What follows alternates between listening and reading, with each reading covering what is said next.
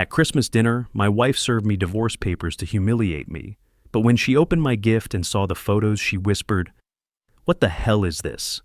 I smiled and said, "Well, since we're doing family announcements, figured you should all know that your daughter's been screwing her sister's husband for 8 months."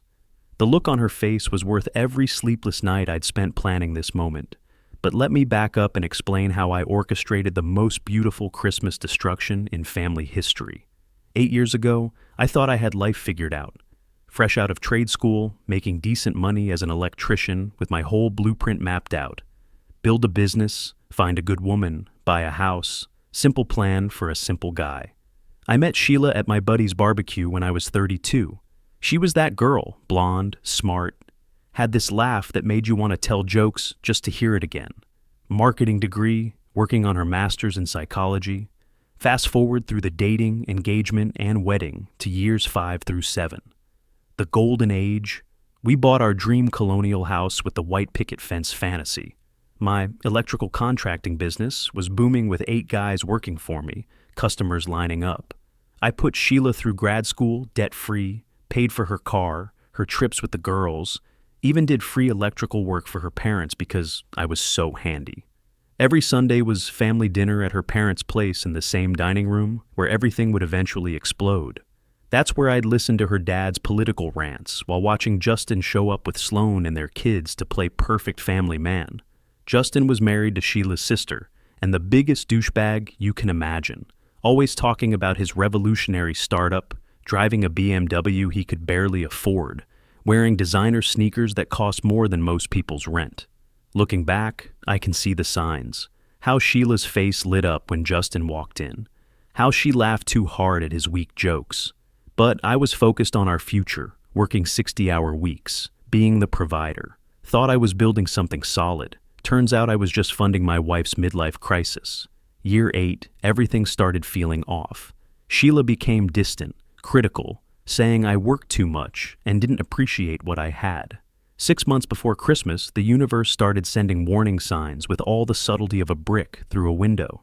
First sign was the phone situation. For 7 years, Sheila's phone was community property. She'd toss it to me for photos, leave it charging on the counter. We knew each other's passwords because that's what married people do. Then suddenly, passcode city. "Since when do you have a lock on your phone?" I asked one morning. "Can a woman have some privacy?" Real defensive, real quick. "I'm planning your birthday surprise. My birthday's in April. This was October. 6 months of birthday planning for what turned out to be a $50 Home Depot gift card. Next came the girls' nights. Sheila's crew used to meet maybe twice a month for wine and complaints about their husbands. Normal, suburban mom stuff. Suddenly it's every weekend, and now they're too drunk to drive, so she's staying overnight at Maria's place. "You trust me, right?" became her favorite question. The credit card statements were what really got my attention. I handle our finances because I'm good with numbers, and Sheila hates boring money stuff. That's when I started seeing charges that didn't make sense. Hotels downtown on nights she was supposedly at Maria's. Dinners for 2 at restaurants I'd never heard of. Shopping sprees that seemed excessive. The real kicker was the same hotel charge. Marriott downtown every Saturday for 6 weeks straight. Either Maria moved into a hotel room or my wife was lying through her teeth. "Hey babe, what's this hotel charge? Thought you stayed at Maria's?" She didn't even look up from her laptop. Maria's roommate situation got weird, just easier to get a room. That's when I decided to have an adult conversation about what I was seeing. Sunday morning, she's drinking coffee in bed, scrolling through Instagram. "Sheila, can we talk about something? I've been noticing some stuff lately. The phone thing, all these overnight stays, charges I don't recognize." Immediate defensive mode. "Are you seriously questioning me right now?" Her reaction told me everything I needed to know. Innocent people don't get that defensive that fast. Thanksgiving was the final straw. We're at her parents' house when Justin's phone keeps buzzing. Every buzz, he glances toward the kitchen where the women are cleaning up. Fourth buzz, he steps outside for a business call. 2 minutes later, Sheila comes back looking flushed. "Maria's having drama with her boyfriend. I should probably go help." I watched Justin through the window. He wasn't talking, he was texting. "I'll drive you," I offered. "No need, I'll just take an Uber." an Uber to help with relationship drama at 3 p.m. on Thanksgiving. That night, I made a decision. Either I was losing my mind, or my wife was screwing her sister's husband. Time to find out which. I couldn't hire some $200 an hour private investigator, but I had something better. My buddy Silas, and absolutely zero moral restraint when it comes to cheating wives. Silas has been my best friend since trade school. Guy's got no filter, a pickup truck, and watches too much true crime TV. When I told him what I suspected, his response was peak Silas. No freaking way, Justin, that crypto bro douchebag. That's what I'm trying to figure out. Well, shit, man. Operation Catch a Cheater is officially active. We started simple.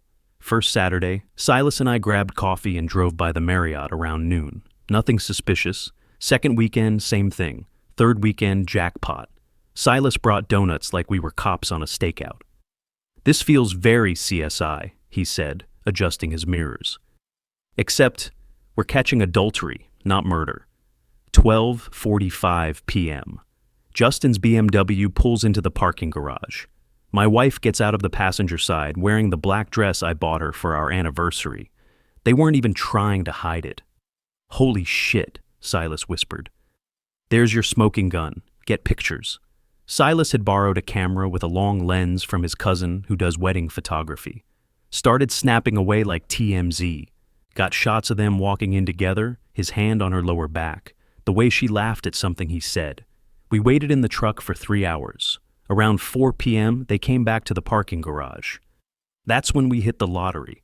These two idiots started making out against his car like teenagers. It was disgusting, and perfect evidence all rolled into one. We followed this routine for 3 more weekends. Same pattern every time. Garage parking, hotel check-in, lunch at the bar, back to the room. They had it down to a science, but I wasn't satisfied with just photos. I remembered something. Years ago, Sheila had set up a Gmail account for a work project. She'd forgotten about it, but it was still synced to our desktop computer in the spare room. That Tuesday night, while Sheila was at her book club, I fired up the computer. Bingo. Months of messages between a Gmail account I didn't recognize and Sheila's old email. The Gmail was definitely Justin, same pretentious writing style as his LinkedIn posts. They documented everything. 8 months of planning, complaining about their spouses, describing their hotel adventures in detail I could have lived without. But it wasn't just sex. They were planning their entire future together. December 10th. Justin. Saturday can't come soon enough. Got our usual room. Sheila. Perfect. Told him I'm helping Maria with Christmas shopping. December 15th. Sheila. Think Sloane's getting suspicious? Justin. Nah, she's too busy with the kids and Christmas prep. We're good. December 18th. Justin. Been thinking about timing, New Year's fresh start vibes. Sheila. So cliche. What about after holidays? Less drama. Justin. Or Christmas dinner, everyone together, rip the Band-Aid off. Sheila. That's cruel. Justin. Sometimes cruel is honest, quick and clean. They were planning to blow up both families at Christmas dinner. How festive. I spent the next few days printing everything. Silas helped me organize it chronologically, building a timeline that showed exactly how their relationship developed. Screenshots, printed emails, backup copies on 3 different USB drives. But the financial evidence was what really sealed their fate. Silas and I went through every credit card statement from the past 6 months.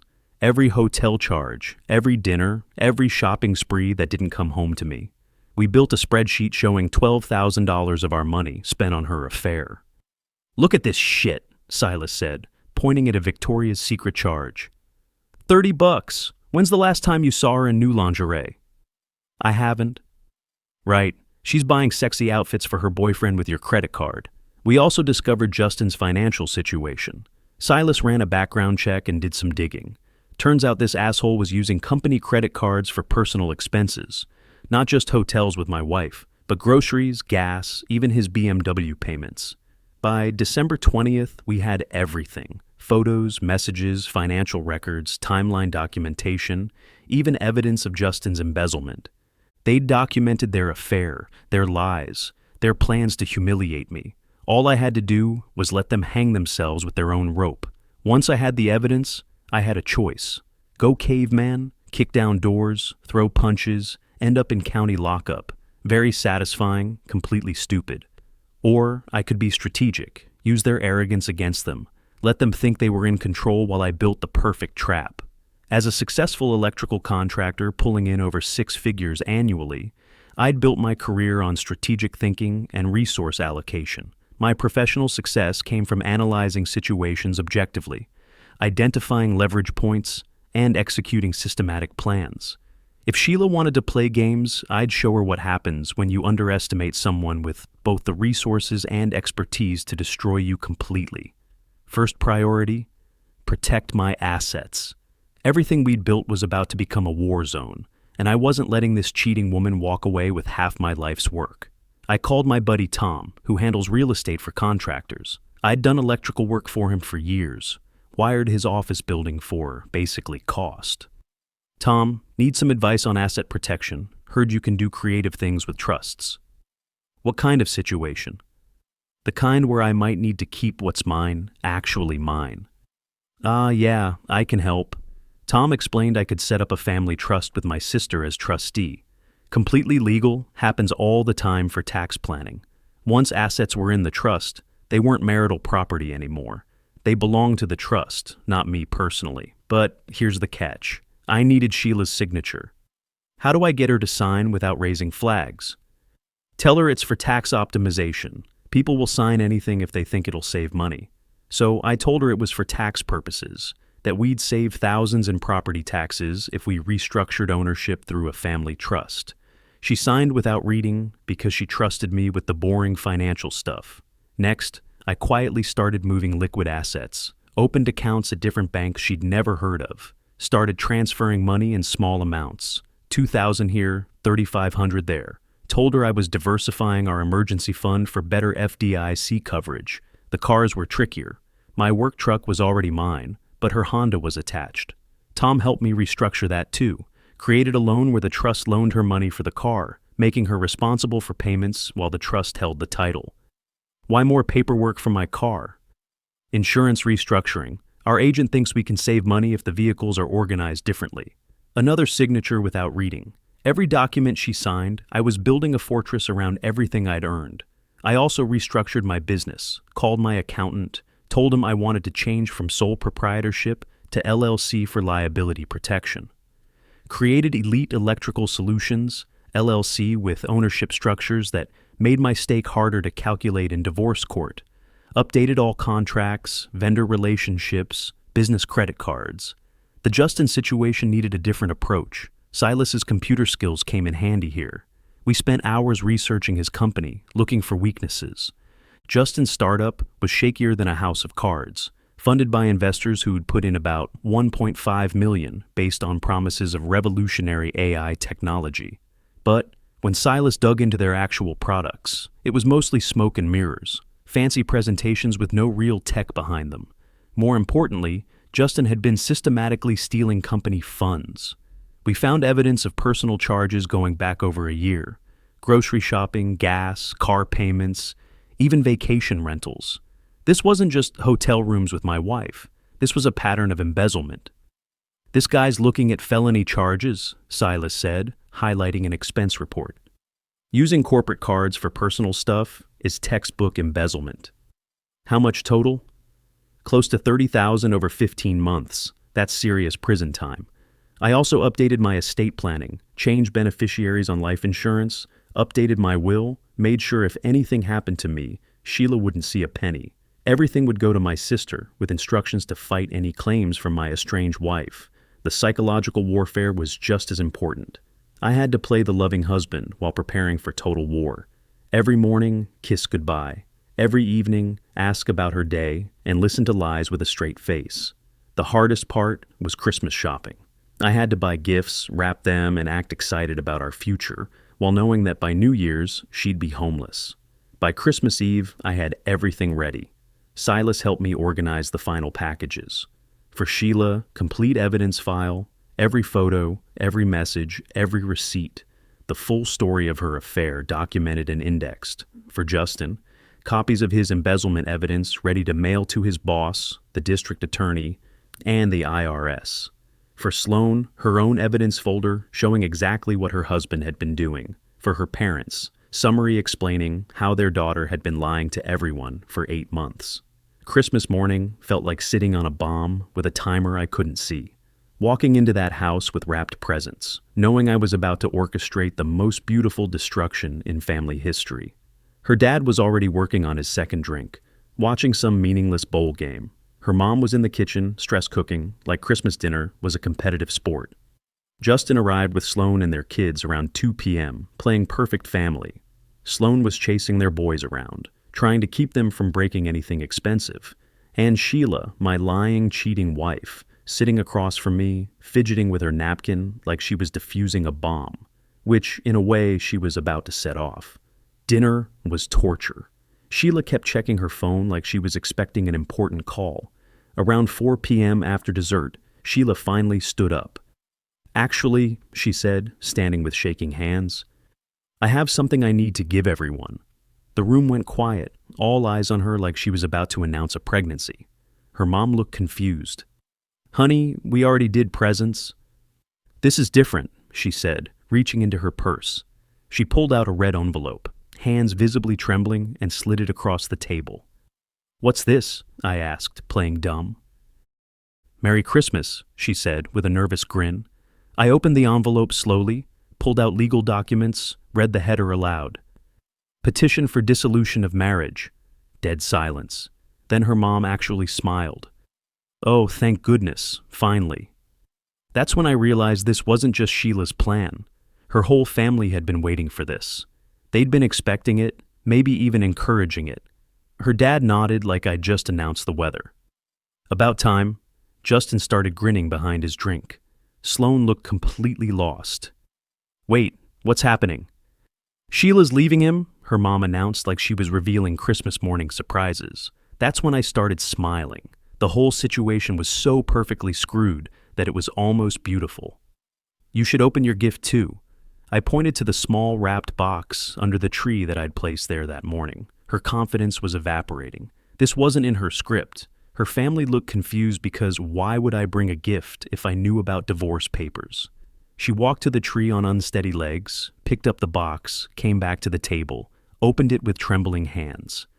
The color drained from her face completely. Inside were printed photos, her and Justin making out in parking garages, walking into hotels hand in hand, him groping her against his car.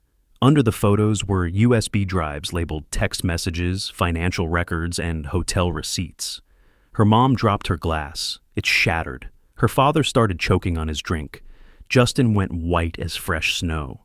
Sloan looked at the photos, then at her husband, then back to the photos. "What the hell is this?" she whispered. "Time for my Oscar moment."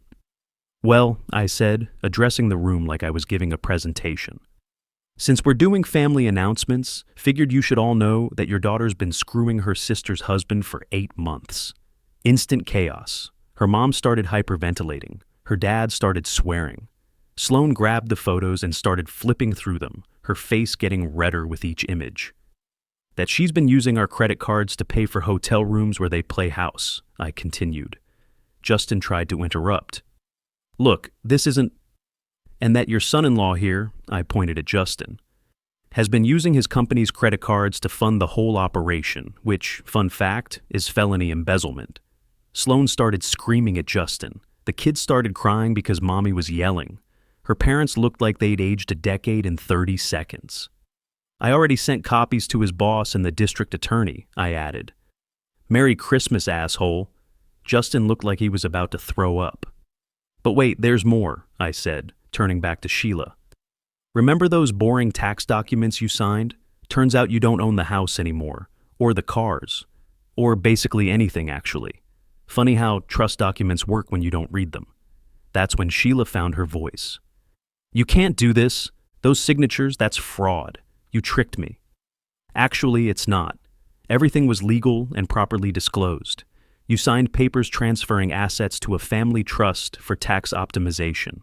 Your lawyer can explain how trusts work." "I'll fight this. I'll take you for everything." "With what money?" You maxed out credit cards on hotel rooms. You're about to be unemployed when your company finds out. And you owe me restitution for the $12,000 you stole from our marriage." The room erupted in shouting, Sloan screaming at Justin, her parents yelling at Sheila, kids crying louder. I grabbed my coat and headed for the door. "Where are you going?" Sheila shouted. "Home. Well, my home. You'll need to figure out somewhere else to stay." And I walked out, leaving behind the most beautiful chaos I'd ever created. Sat in my truck for a minute, listening to the screaming through the windows, and started laughing. 8 months of planning, and it couldn't have gone better. The first week after nuclear Christmas was like watching a controlled demolition in slow motion. Monday morning, 9 a.m. sharp, I filed my counterpetition.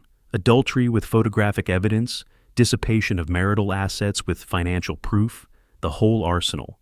My lawyer said it was the most airtight adultery case he'd seen in 20 years. Sheila hired some downtown firm, probably with money borrowed from her parents. They tried claiming she was seeking personal fulfillment in an emotionally distant marriage, and that I was being vindictively punitive. Good luck selling that story when you've got photos of their client with her tongue down her brother-in-law's throat. The judge was not impressed, especially when we presented financial evidence showing $12,000 of marital funds spent on her affair. In our state, that's not just cheating, that's theft. The house, untouchable in the family trust. Cars, same deal. Bank accounts, what bank accounts?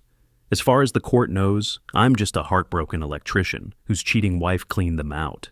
Justin's professional bomb hit like a guided missile. Monday afternoon, Justin got called into his boss's office. By 4 p.m., he was walking out with a cardboard box and unemployment papers. But it gets better. His company didn't just fire him, they terminated him for cause, which means no severance, no benefits, no health insurance.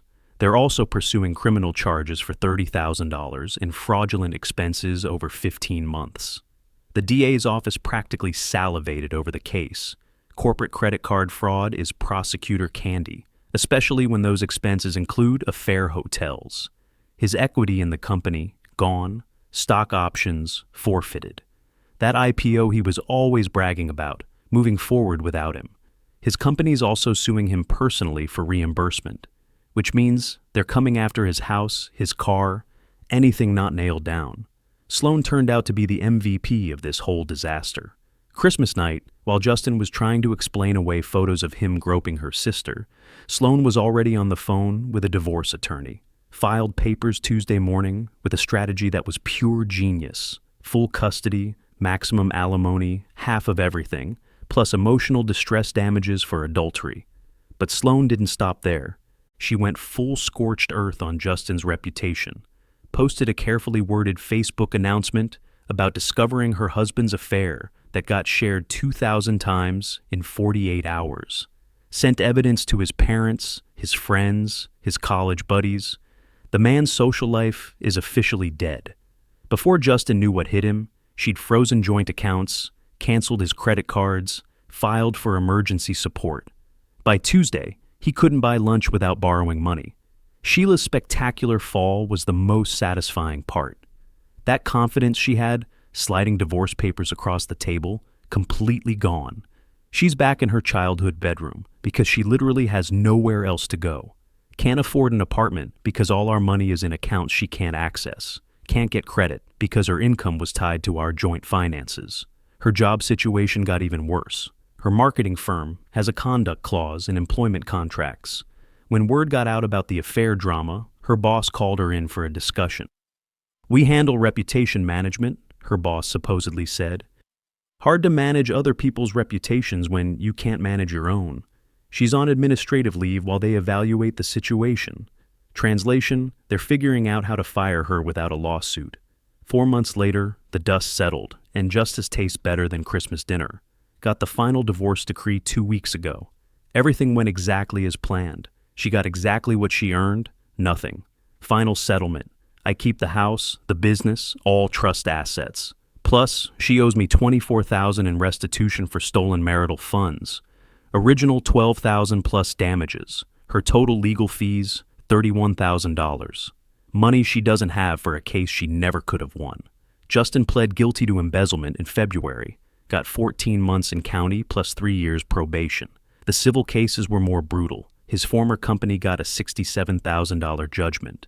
They seized his house, his car, his bank accounts, even his golf clubs. Man's got nothing but the orange jumpsuit they issued in lockup. Sheila lost her job officially in January, when the firm concluded she was no longer suitable for client-facing roles. She's been living with her parents for 4 months, sleeping in her teenage bedroom with the same boy band posters from high school. She's currently working part-time at Target making $13 an hour, the same store where she used to drop hundreds on outfits for her affair dates. The final encounter happened last Friday. I'm at Home Depot grabbing supplies when guess who's working customer service?